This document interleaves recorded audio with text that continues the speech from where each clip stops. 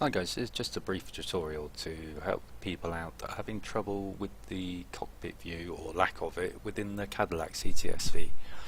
So all I've done is open up a private test session, just actually come into the sim as it is at the moment. I'll jump in the car because there is no car on the track at the moment.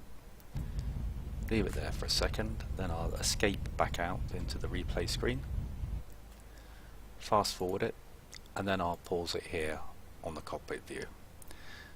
Right, this is the view that we're obviously going to be working with. Just as a side note, if you press the space bar, if you want to check exactly what your view is without any of these other things like the replay screen options at the bottom, name, entries and lap, and then the test buttons at the top actually cluttering up your view, just press the space bar and they'll disappear, and press it again and they'll come back. Quite useful if you're in the spotter mode or spectating or whatever, watching a replay even.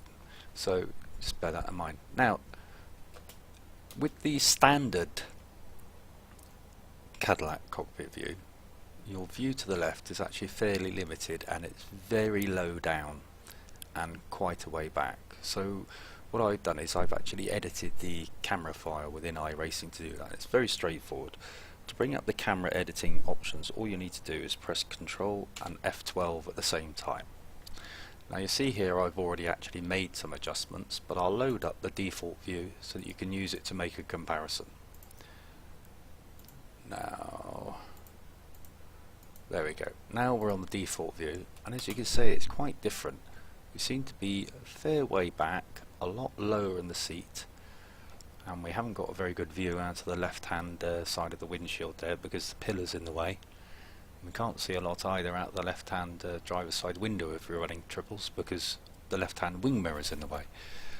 So all I've done is I've just adjusted those specific camera values, and that is there are 4 values you can adjust easily without too much of a problem: forwards, backwards, left, right, up, down, and also your pitch, whether you're looking slightly up or angling slightly down. Now that doesn't affect your FOV or your triple monitor settings as they would do if you were altering shift view within the graphics config options within your black boxes when you're actually in the cockpit. This is completely different. None of these values will affect your field of view. So I'll just demonstrate here the offset value on the top line.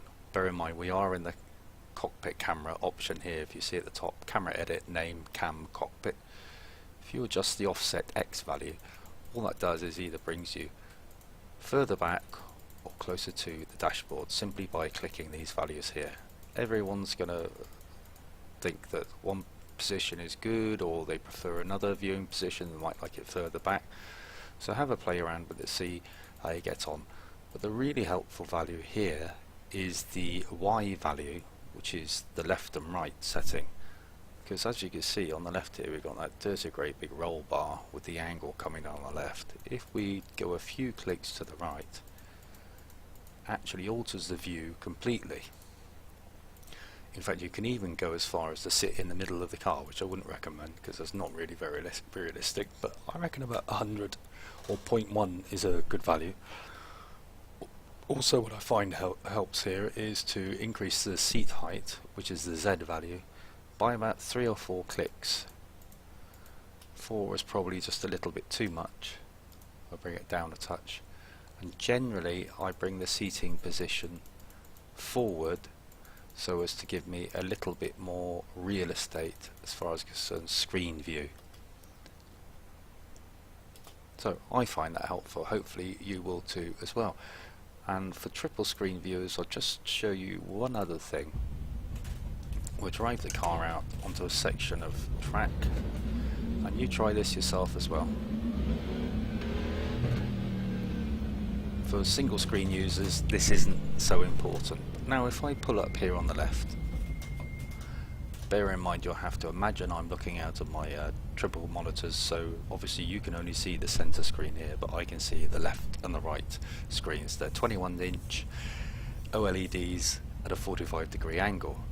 Now on the graphic adjustments tab, which is, actually I can't remember which button is it. Let's have a look. 5, 6 is the F9 key. You'll see, aside from the driving field of view, for me is set at 160, there's also shift view. But if you actually alter those angles up or down, what it actually does is adjusts the perspective angle of your right and left monitors, so it's simulating you sitting up higher or lower. So for example, if you've set up your field of view and you're looking on your center screen and the barrier here on the right is running even and level and parallel with the barrier in your right hand monitor, then you've obviously got it set up correctly. However, if you changed your seat and it was lower, then you would have to adjust the shift value up to compensate for that. And conversely, if you changed your seat or added a cushion or something which meant you were sitting up higher, you could adjust the shift value to bring it down into the negative to compensate for that height differential. So you want it so that when you're looking out of the window on the right through your center monitor, that line running with the barrier runs parallel across through to your right hand monitor, and keeping the same angle, doesn't go dip down or dip up, it just should carry on the same angle. That's what you use shift view for. You don't use it to look at your gauges or look up to look at your rear view mirror if you're running triples, because it will upset the rest of your field of view across the other two outside monitors. If you're only on single screen, then that's fine, you can use it to do that, or you can use another option within the camera edit function for pitch.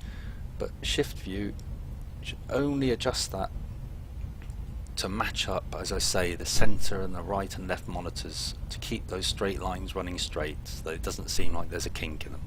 Anyway, that's the end of that. Catch up with you guys later.